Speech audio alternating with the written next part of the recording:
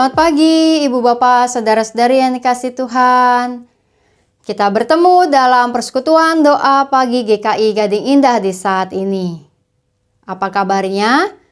Semoga Ibu Bapak, Saudara-saudari dalam keadaan semangat dan punya kekuatan untuk menjalankan hari ini. Karena kasih setia Tuhan tak berkesudahan dan rahmat-Nya selalu baru setiap pagi. Mari kita memuji, memuliakan nama Tuhan dalam persekutuan doa pagi ini dengan mengangkat lagu pujian kita, Angkatlah Hatimu kepada Tuhan.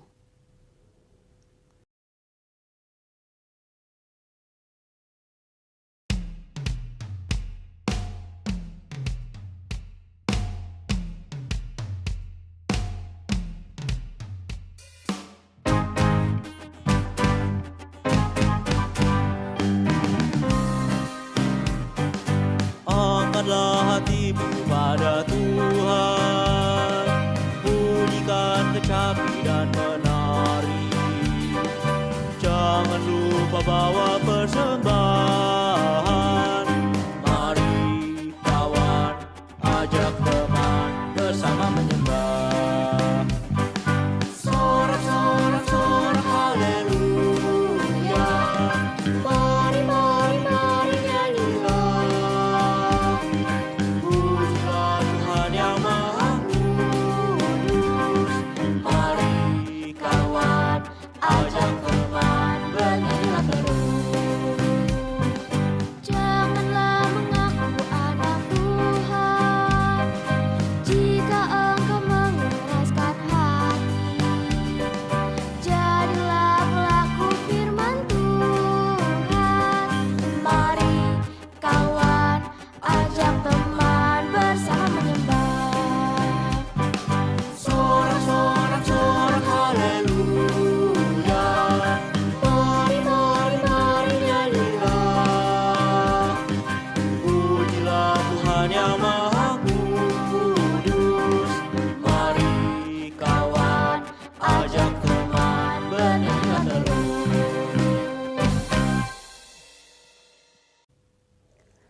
Mari kita berdoa.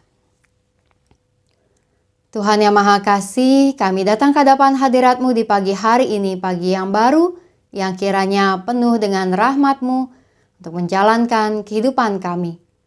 Dimanapun kami berada pada saat ini, kami berada di rumah, atau juga di rumah sakit, atau dalam perjalanan, atau dimanapun kami berada pada saat ini, Tuhan Engkau yang kiranya memberikan perlindungan-Mu bagi kami dan memberkati kami dengan kesegaran yang baru untuk menjalankan hari ini. Kami bersiap untuk merenungkan firman-Mu, karenanya bersabdalah ya Tuhan, dan biarlah dari dalam firman-Mu kami juga memperoleh sebuah sapaan yang mendatangkan semangat dan kekuatan bagi kami di hari ini, sehingga kami juga dapat memberikan semangat dan kekuatan bagi orang-orang lain yang kami jumpai. Bersabdalah Tuhan, kami siap untuk merenungkannya. Dalam nama Tuhan Yesus kami berdoa. Amin. Pembacaan firman Tuhan terambil dari dalam Lukas pasal yang ke-23 ayat 44 sampai 49. Lukas 23 ayat 44 sampai 49. Ketika itu hari sudah kira-kira jam 12 dan kegelapan meliputi seluruh negeri itu sampai jam 3. Sebab matahari tidak bersinar. Tabir bayi suci terkoyak menjadi 2. Lalu Yesus berseru dengan suara nyaring, "Ya Bapa, ke dalam tangan-Mu kuserahkan nyawaku."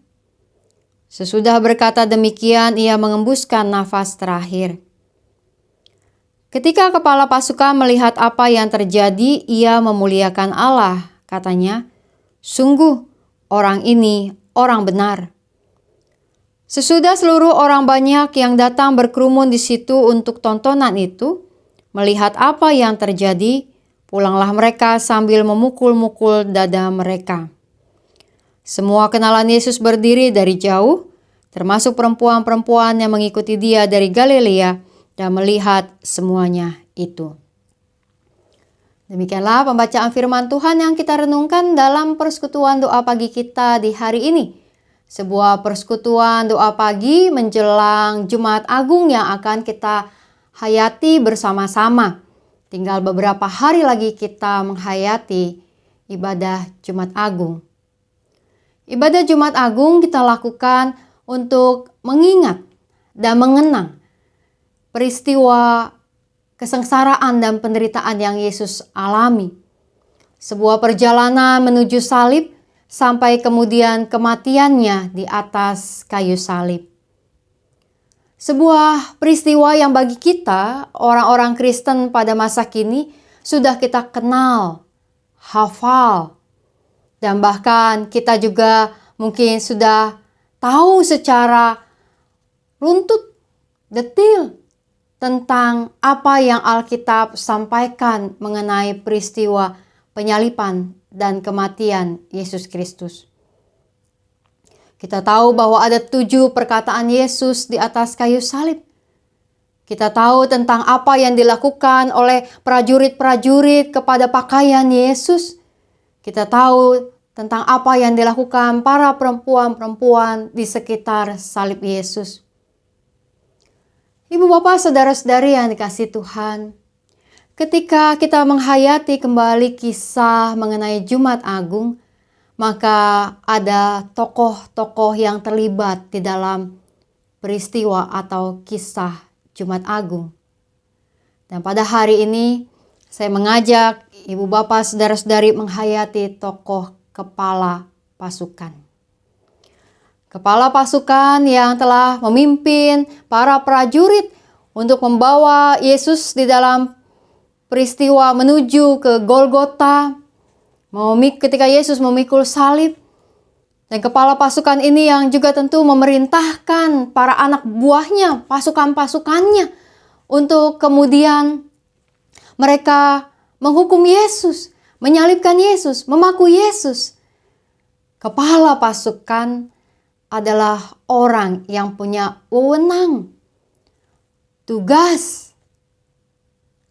untuk menyalibkan Yesus. Dan kepala pasukan itu melakukannya dengan baik.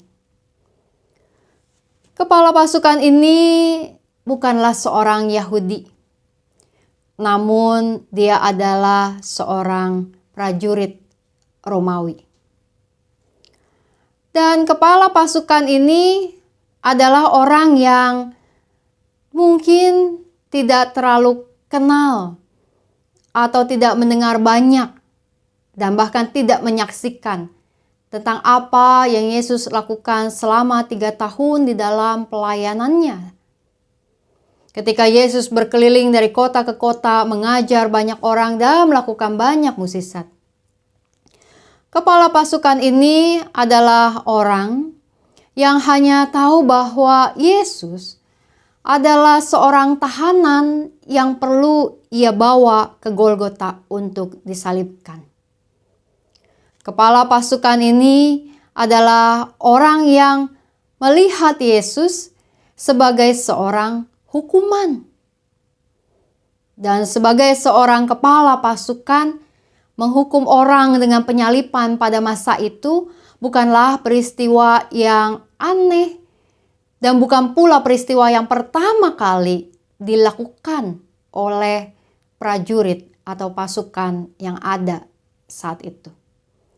Karena hukuman dengan bentuk penyaliban adalah sebuah hukuman yang memang cukup biasa, pakai tanda kutip. Ya, biasa dilakukan bagi orang-orang terhukum yang dianggap melakukan pemberontakan atau hukuman-hukuman yang berat. Bukit Golgota bukan baru pertama kali itu digunakan untuk menyalibkan Yesus. Maka bagi kepala pasukan adalah sebuah hal yang biasa untuk kemudian membawa tahanan, mengerahkan anak buahnya untuk mencambuk, memukul, dan kemudian memaku tahanan di atas kayu salib. Kepala pasukan adalah juga orang yang mesti memastikan dan melaporkan kemudian tentang kematian para tahanan di atas kayu salib. sebagai tanda ia sudah selesai melakukan tugas yang diperintahkan. Namun ada sesuatu yang berbeda ibu bapak saudara-saudari pada hari ketika kepala pasukan membawa Yesus sebagai tahanan di hari itu. Karena ketika Yesus kemudian disalibkan, Alkitab mengatakan bahwa hari sudah kira-kira jam 12. Jam 12 siang tentu saja, yang harusnya suasana terang benderang, apalagi kita, ibu bapak saudara-saudari yang mungkin sama dengan saya tinggal di Jakarta, udara sedang panas-panasnya saat ini. Kalau jam 12 siang itu sudah rasanya menyengat. Jika keluar rumah tidak pakai payung, maka atau topi, kepala rasanya sakit. Jam 12 siang, saat sedang terang-terangnya. Namun Alkitab mencatat bahwa pada hari itu justru kegelapan meliputi seluruh negeri itu. Dan kegelapan itu tidak hanya sebentar, tidak hanya sekedar bahwa ada awan yang lewat menutup matahari sebentar, lalu ketika awan itu sudah bergerak kembali, lalu kemudian matahari kembali terlihat dan udara kembali terang benderang dan udara menjadi kembali panas. Alkitab mengatakan bahwa sampai jam 3, selama 3 jam terjadi kegelapan.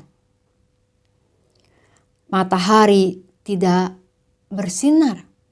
Dan penulis Injil Lukas memberikan sebuah catatan yang tentu ditambahkan kemudian tak diketahui oleh kepala pasukan pada saat itu, karena belum ada alat komunikasi yang canggih. Apa yang terjadi di ujung sana tiba-tiba bisa kita ketahui hanya dengan berita yang cepat dan instan. Pada waktu itu medianya belum ada. Maka penulis Injil Lukas menambahkan hal itu pada kemudian hari, bahwa tabir bayi suci terkoyak menjadi 2.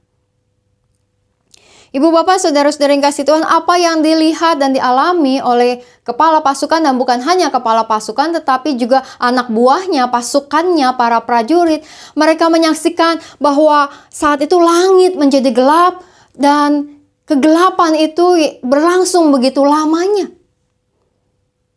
Dan penulis Injil Lukas kemudian menyaksikan dalam ayat 46 bahwa Yesus berseru dengan suara nyaring. Perhatikan catatan dari penulis Injil Lukas.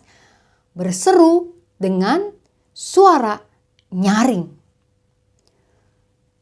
Seorang tahanan yang sudah dari malam ditangkap menghadapi persidangan, bertubi-tubi dibawa ke sana ke sini, sampai kemudian akhirnya dipaksa untuk memikul salib, berjalan ke atas bukit Golgota, dan kemudian disalibkan.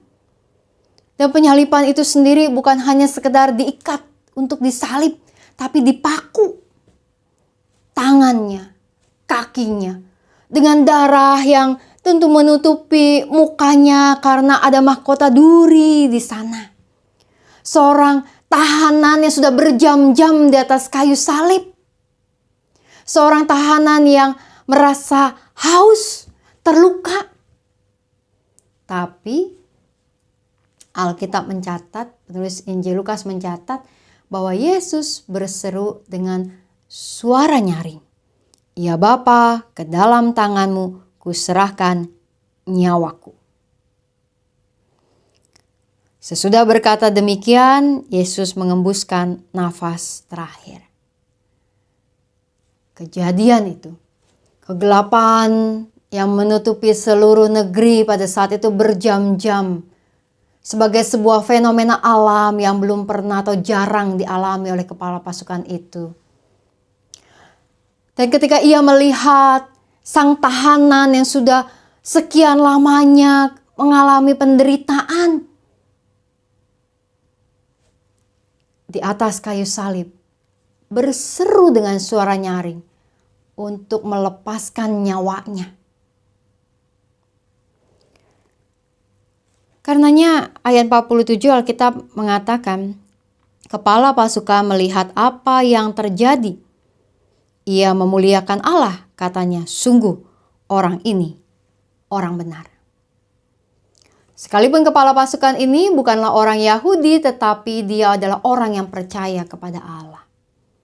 Dan apa yang ia saksikan, apa yang dia lihat pada saat itu, peristiwa di depan matanya, kematian Yesus yang berseru dengan suara nyaring, membuat ia kemudian memuliakan Allah. Kematian Yesus di atas kayu salib membawa pertobatan. Dan seperti apa yang dituliskan di dalam kisah menurut Injil Lukas, petobat pertama di hari kematian Yesus justru adalah kepala pasukan.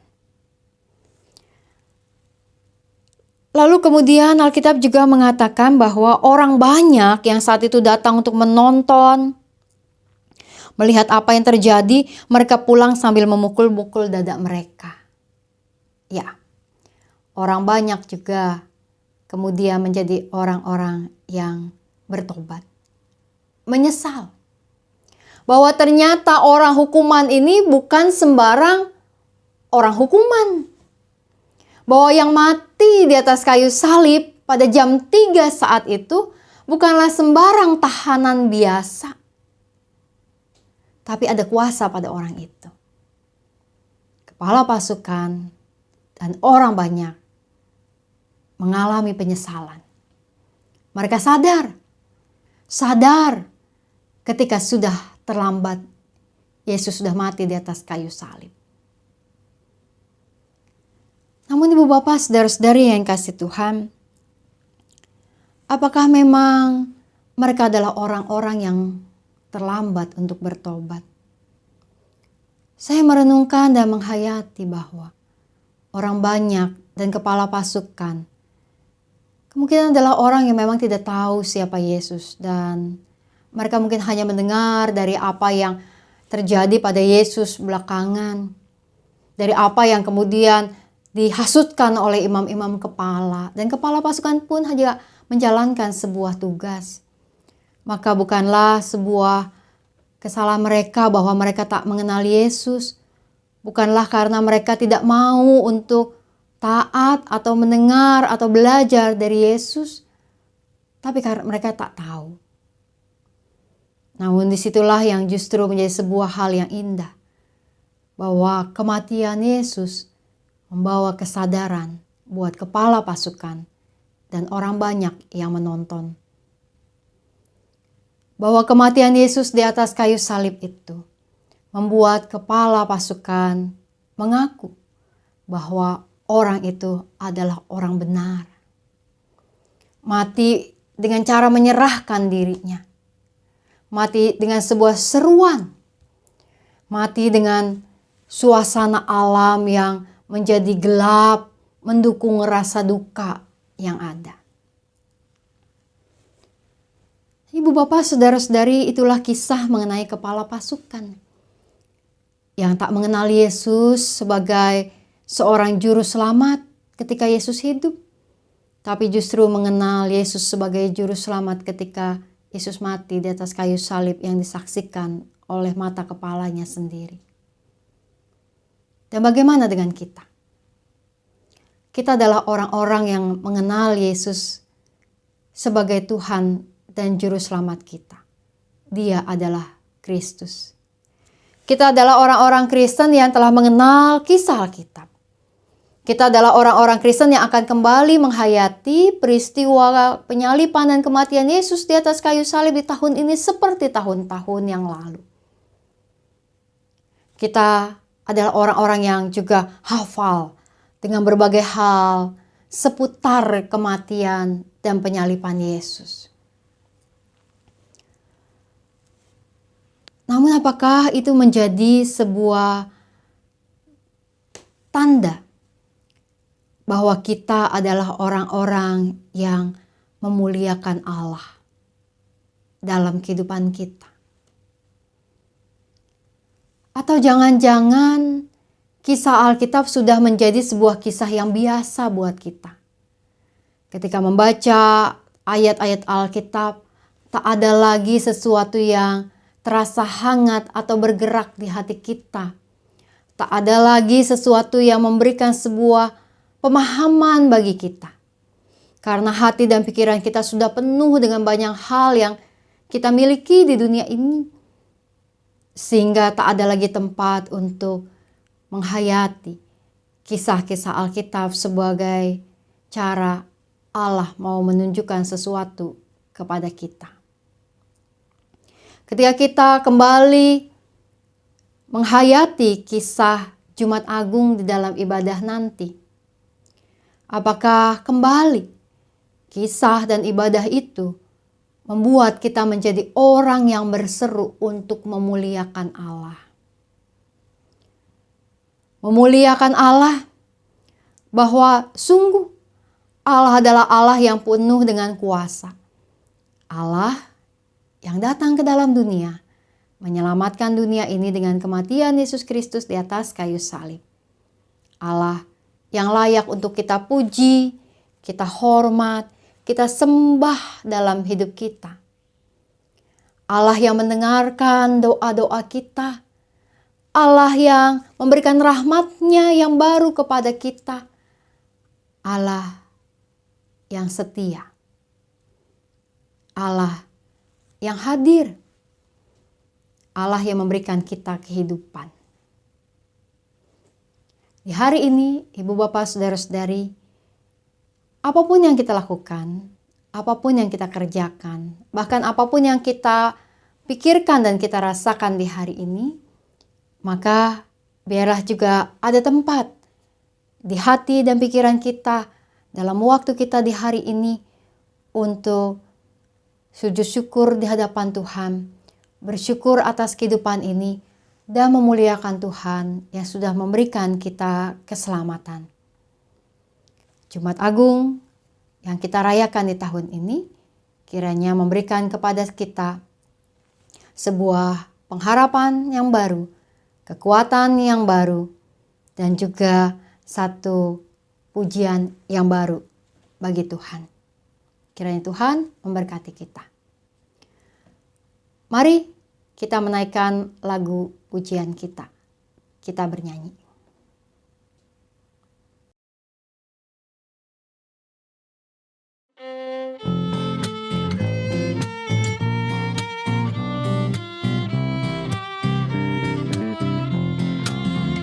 Ya Tuhan, Kaulah penebus yang berikan darah-Mu menjadi kurban yang kudus, mulia bagiku.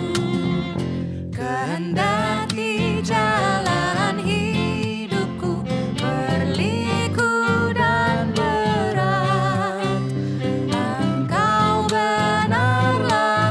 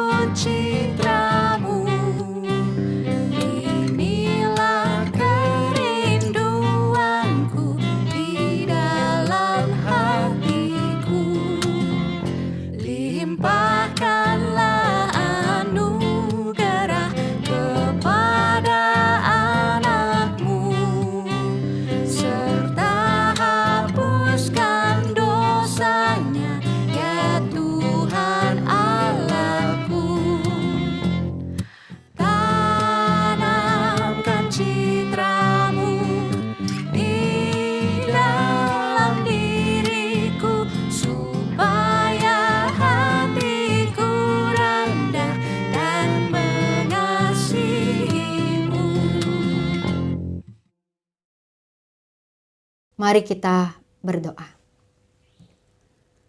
Tuhan yang Maha Kasih, kami datang ke hadapan hadirat-Mu sebagai umat dan gereja-Mu yang sebentar lagi akan menghadapi ibadah Jumat Agung, dan kami akan kembali mengingat, mendengar, dan mengenang peristiwa kesengsaraan Yesus di atas kayu salib dan kematiannya. Dan biarlah kiranya kami mendapatkan sebuah pesan yang baru yang menguatkan kami, dan kami menaikkan puji-pujian kami untuk memuliakan Engkau ya Tuhan yang berkarya dengan cara yang luar biasa untuk menyelamatkan kami. Kami berdoa untuk setiap umat-Mu yang menjalankan kehidupan di hari ini ketika kami menghadapi berbagai tantangan. Juga ketika ada begitu banyak pergumulan-pergumulan yang datang, maupun dalam semua pengalaman sukacita kami di hari ini. Tuhan, biarlah kami memuji dan memuliakan Engkau untuk semua pengalaman, tantangan, dan bahkan pergumulan yang datang bagi kami. Berkatilah umat-Mu yang berada dalam kelemahan tubuh baik karena sakit maupun usia lanjut. Sertailah mereka ya Tuhan yang berada dalam pergumulan, kondisi keuangan atau studi, juga dalam kondisi keluarga. Engkau memberikan jalan keluar yang tepat dan terbaik. Kami berdoa untuk gereja-Mu di seluruh dunia ini yang akan merayakan Paskah. Biarlah kiranya iman kemenangan yang akan kami hayati bersama memberikan kepada kami sebuah kekuatan. Kami berdoa untuk panitia Paskah di GKI Gading Indah dan juga di berbagai tempat di gereja-gereja-Mu yang ada di seluruh dunia. Berkatilah setiap panitia dan para pelayan-pelayan yang menyiapkan diri mereka. Kami juga berdoa ya Tuhan untuk sakramen perjamuan kudus yang akan kami jelang pada hari Jumat Agung nanti. Kiranya juga Engkau berkati setiap para pelayan dan kami dapat datang merayakannya. Kami berdoa ya Tuhan juga untuk keadaan cuaca, hujan dan panas yang datang silih berganti. Engkau yang kiranya memberikan kami kesehatan yang baik dan juga antisipasi yang cukup terhadap keadaan saat ini. Kami berdoa untuk bangsa dan negara kami dalam berbagai proses pasca pemilu yang masih berlangsung. Biarlah kiranya Tuhan Engkau yang memberikan hikmat bagi seluruh lapisan masyarakat dan juga para pengambil kebijakan dan juga para aparat hukum, aparat keamanan di dalam mengendalikan dan mengatasi berbagai situasi yang ada. Kami berdoa ya Tuhan, biarlah kiranya di dalam dunia ini terdapat perdamaian yang bisa semakin terwujud antar bangsa-bangsa. Kami membawa doa-doa kami ke hadapan hadirat-Mu Tuhan, kami percaya Engkau mendengar. Dalam nama Tuhan kami Yesus Kristus kami berdoa. Amin. Bapa, terima kasih. Bapa, terima kasih. Bapa di dalam surga, puji terima kasih.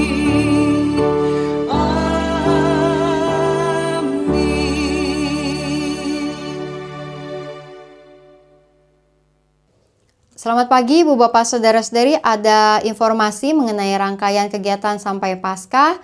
Mari nanti kita menyimaknya dan salam 3S, sehat, semangat, dan sukacita. Tuhan memberkati.